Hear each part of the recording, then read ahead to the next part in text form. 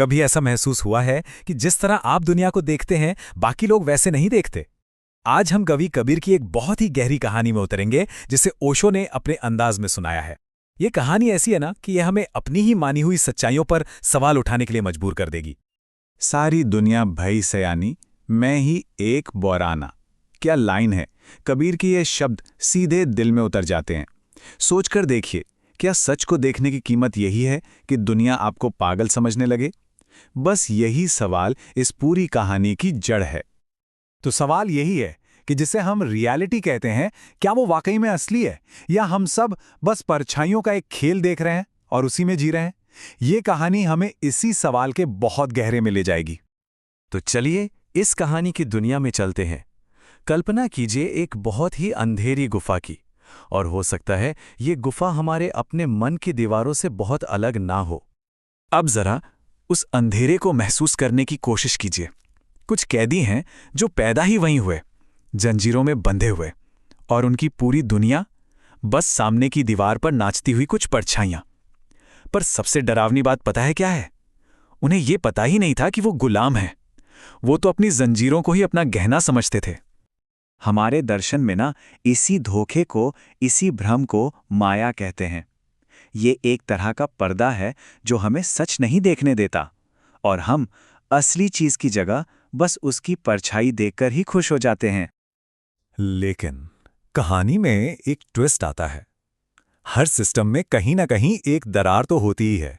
तो इस अंधेरे में भी एक कैदी के दिल में शक का एक छोटा सा बीज पनपने लगता है, और बस यहीं से शुरू होती है सच की एक दर्द भरी तलाश।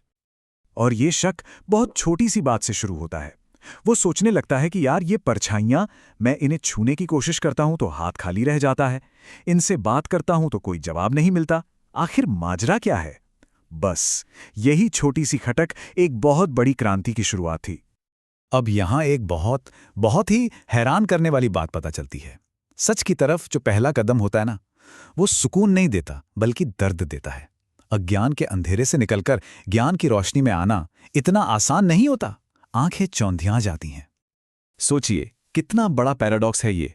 वो रोशनी देखने के लिए मुड़ता है, लेकिन उसे दिखता है और भी घना अंधेरा। क्यों? क्योंकि बरसों से अंधेरे में रहने की आदी आंखें रोशनी की तेज चुभन को सह ही नहीं पाती। कहते हैं ना, सच का पहला स्वाद हमेशा कड़वा ही होता है।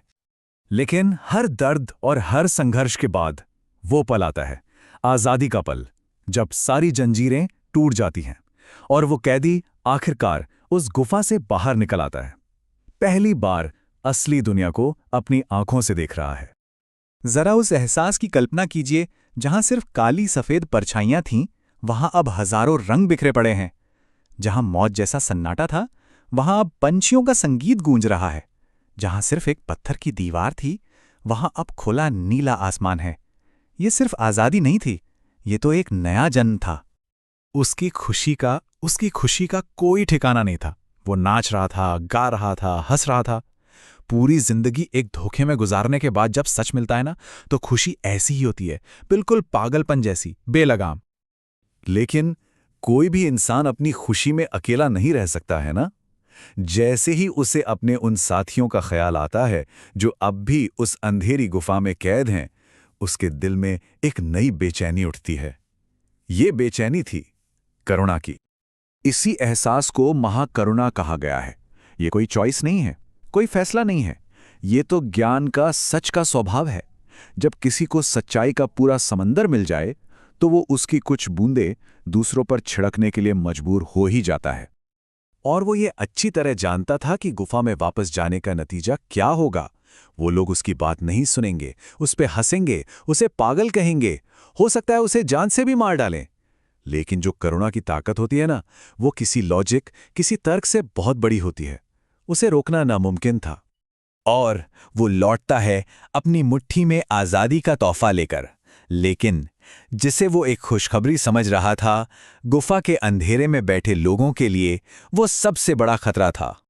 उनका पहला रिएक्शन क्या था?